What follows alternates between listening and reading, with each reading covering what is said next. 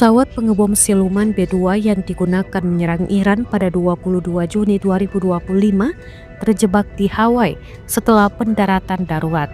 Sebuah pesawat pengebom siluman B-2 bagian dari misi umpan yang diatur dengan cermat terkait dengan serangan Amerika Serikat terhadap Iran saat itu mendarat di Honolulu, Hawaii setelah pengalihan darurat. Pesawat tersebut tidak dapat kembali ke pangkalan seperti yang dijadwalkan. Dikabarkan B-2 yang kompleks dan membutuhkan banyak perawatan itu tidak berhasil mencapai tujuan.